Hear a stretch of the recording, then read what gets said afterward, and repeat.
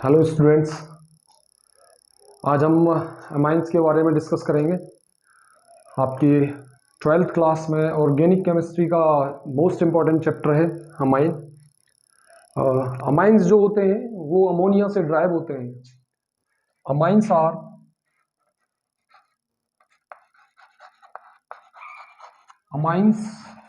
Are derived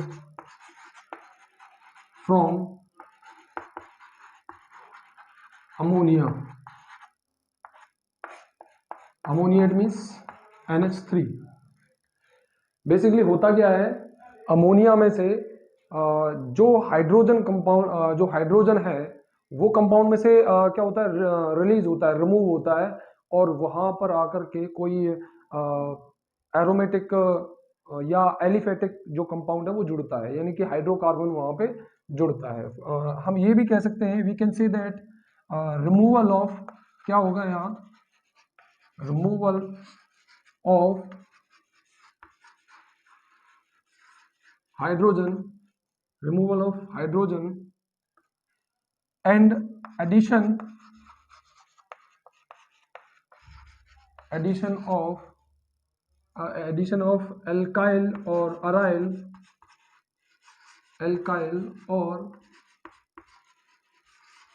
compound। तो हमें जो अमाइंस हैं उनको हम दो तरीके से यहाँ पर कुछ बेसिक टर्म्स में क्लासिफाई कर सकते हैं। वो ऐसे कि हम अगर R लगाएं और एक हाइड्रोजन हटा दें, यहाँ से यहाँ पर तीन हाइड्रोजन थे, यहाँ से मैंने एक हाइड्रोजन हटाया और एक हाइड्रोजन हटाने के साथ में मैंने एक एल्काइल चेन लगा दी है। तो ये मेरे एल्काइल, मैं आपको पूरे लिख देता हूँ। पहले यहाँ पे एक R हटाया मैंने, अब मैंने दूसरा H हटा दिया और मैंने एक H यहाँ जोड़ दिया। नेक्स्ट अगला मैंने तीनों H हटा दिए हैं, तीनों हाइड्रोजन हटा दिए हैं और मैंने एल्काइल चेन लगा दी है। ये मेरे एल्काइल अमाइन है। ये मेरे कौन से अमाइन है? Alkyl amines. सिमिलरली ऐसे ही जहां पर मैंने एल्काइल चेन लगाई है वहां पर मैं एरोमेटिक चेन भी लगा सकता हूं, जैसे कि ऐसे। और ये मेरा एक मैंने यहाँ से हाइड्रोजन हटा दिया, एक मैंने एरोमेटिक चेन नहीं, एरोमेटिक रिंग बोलेंगे, एरोमेटिक रिंग लगा दिया है मैंने। अब मैंने दो हाइड्रोजन हटाए और मैंने दो एरोमेटिक रिंग लगा दिए हैं, अब मैंने तीनों हाइड्रोजन रिमूव कर दिए हैं यहाँ से। सॉरी, ये यहाँ पे एक H लगेगा। मैंने अब तीनों हाइड्रोजन रिमूव कर दिए हैं और यहाँ मैंने पूरा अराइल अमाइंस बने हैं मेरे। आपको दिख रहा होगा कि यहाँ पर मेरे एक हाइड्रोजन हटाया मैंने, एक एरोमेटिक रिंग लगाया, तो ये मेरा एक एरोमेटिक रिंग लगी है, एक हाइड्रोजन हटाया। यहाँ मैंने दो हाइड्रोजन हटा दिए, एक हाइड्रोजन बचा है मेरे पास में, दो मेरे पास में क्या लगे हैं, एरोमेटिक रिंग लगी है। अब यहाँ पे मैंने तीनों एरोमेटिक रिंग लगी है, एक भी हाइड्रोजन मेरे पास नहीं है, तीनों के तीनों हाइड्रोजन मैंने हटा दिए हैं और ये इनको हम बोलेंगे अराइल अमाइन बोलेंगे, क्योंकि यहाँ पर अराइल रिंग का इस्तेमाल किया गया है हाइड्रोजन की जगह, और यहाँ पर भी एल्काइल अमाइन का यूज किया गया है हाइड्रोजन की जगह। तो ये हमारे जो अमाइंस हैं वो इस तरह से बनते हैं और मैं आगे इनका स्ट्रक्चर और इनके क्लासिफिकेशन वगैरह पढ़ेंगे। अमाइंस के स्ट्रक्चर के बारे में बात करेंगे। स्ट्रक्चर ऑफ अमाइन का स्ट्रक्चर।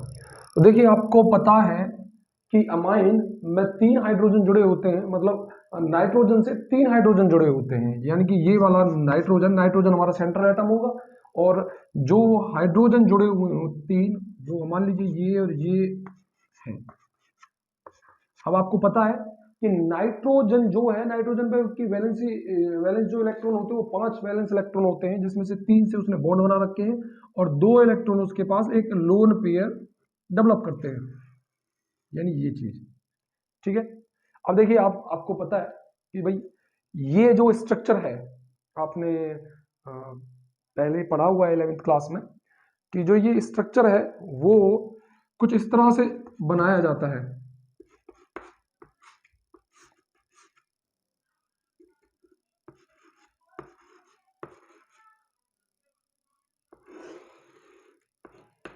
यानी ये अमोनिया का स्ट्रक्चर बन गया। अब हमारा ये तो अमोनिया का स्ट्रक्चर बन गया और हमें बनाना अमाइंस का है, तो यहाँ पे एक एक हाइड्रोजन हटता है, एक एक हाइड्रोजन हटता है और क्या जुड़ता है यहाँ पे कोई हाइड्रोकार्बन जुड़ते हैं। ठीक है, तो यहाँ पे मैं आर लगा देता हूँ, यहाँ पे मैं आर लगा देता हूँ, यहाँ पे मैं आर लगा देता हूँ। ठीक है, तो ये कुछ स्ट्रक्चर जो है वो इस तरह से बन के आता है। यानी अगर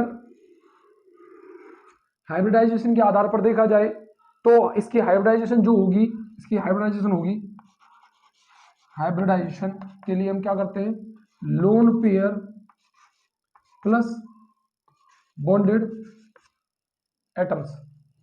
तो लोन पेयर कितना है, एक लोन पेयर है हमारे पास में, बॉन्डेड एटम 1 2 3, 1 2 3, 3 ही है, 1 2 3 और एक लोन पेयर है, तो 3 यानी कि 4 नंबर आ रहा है। 4 नंबर पे क्या होता है, sp3।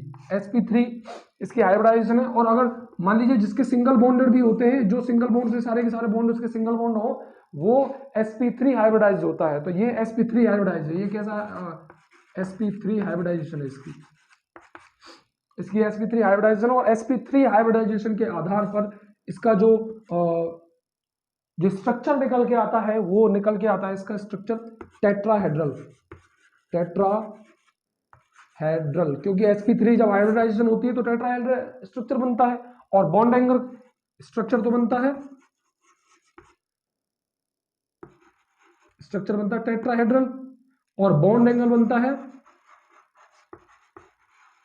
बॉन्ड एंगल बनता है आपका 109.5 डिग्री। 5, ये 5 है डिग्री बनता है। लेकिन due to the lone pair, due to the lone pair repulsion, देखिए मैं यहां लिख रहा हूं, due to lone pair repulsion, due to the lone pair repulsion, the bond angle is 108 degree, and structure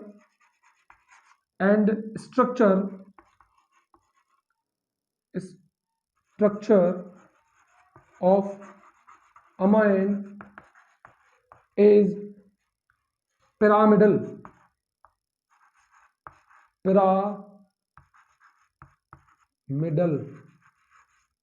आपको शायद दिखाई दे रहा होगा, पिरामिडल स्ट्रक्चर होता है इसका स्ट्रक्चर होता है अमाइंस का। मैं यहां लिख दे रहा हूं, अमाइन का जो स्ट्रक्चर होता है, structure of amine, structure of amine वो होता है पिरामिडल।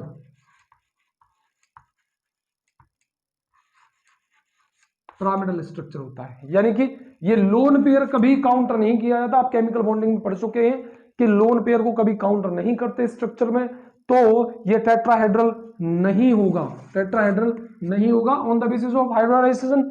ये टेट्राहेड्रल है, बट क्या है भैया, लोन पेयर को तो हम काउंट करते ही नहीं है ना। लोन पेयर को जब काउंट नहीं करेंगे तो ये टेट्राहेड्रल होगा ही नहीं, तो ये कैसा होगा, पिरामिडल होगा। यानी कि ऐसे इस तरह से पिरामिडल होगा, ऐसे होगा। ये जो तीन भुजाएं हैं वो ऐसे बनेंगी, तीन जो इसकी आर्म्स है वो ऐसे बनेंगी और एक पिरामिड का शेप बनाएंगे, और ऊपर होगा लोन पेयर। लोन पेयर को कभी स्ट्रक्चर में काउंट नहीं करते हैं, तो ये स्ट्रक्चर होगा। इसका बॉन्ड एंगल होगा 108 का। बॉन्ड एंगल कितना होगा, इसका बॉन्ड एंगल जो होगा, बॉन्ड एंगल ऑफ एमाइन होगा 108 का, due to the repulsion of lone pair के रिपल्शन के कारण इसका बॉन्ड एंगल 108 डिग्री हो जाता है। वैसे अगर आप देखें टेट्राहेड्रल स्ट्रक्चर में, तो बॉन्ड एंगल जो होता है वो 109.5 डिग्री होता है। तो इसका आप स्क्रीनशॉट ले सकते हैं, आराम से स्क्रीनशॉट ले लीजिए। अब बात कर लेते हैं प्रेजेंस ऑफ अमाइंस की। अमाइंस की प्रेजेंस कहाँ कहाँ होती है।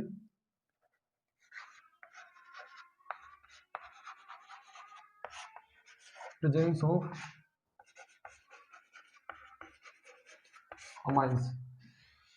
They are present in vitamins, proteins, hormones, diazonium salt, और ये कुछ डाइज में भी मिलते हैं, पॉलीमर्स में मिलते हैं, और एनेस्थेटिक ड्रग्स में भी मिलते हैं. तो हम कह सकते हैं, यहाँ पे हम लिख सकते हैं कि दे आर, यानी कि अमाइंस, दे आर रहने देते हैं, अमाइंस आर प्रेजेंट इन, पहले डाइज, ड्रग्स, यहां पर ड्रग्स मतलब मेडिसिन से है, drugs, anaesthetic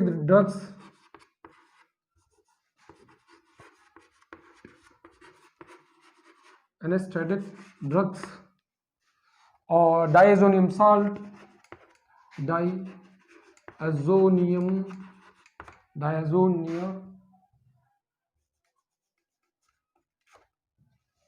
diazonium salt, polymers,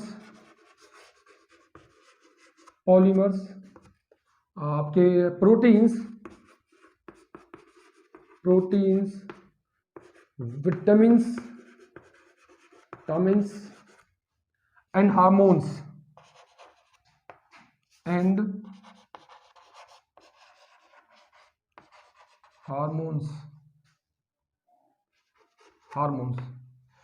Amines are present in drugs, dyes, anaesthetic drugs, anaesthetic मतलब जो एनेस्थीसिया सुन्न करने वाली दवाइयाँ, एनेस्थेटिक ड्रग्स, डायजोनियम साल्ट में भी होता है. डायजोनियम साल्ट का आपको पता होगा, ये एरोमेटिक कंपाउंड होता है, ये एरोमेटिक कंपाउंड होता है, आपको शायद पता होगा. N2X नेगेटिव, ये पॉजिटिव. तो ये जो है ये आपका डायजोनियम साल्ट है, डायजोनियम साल्ट होता है. तो ये यहां पर मिलते हैं. Amines are present in dyes, drugs, anaesthetic drugs, और diazonium salt, polymers, proteins, amines and hormones, यहां पर इनकी प्रेजेंस होती है.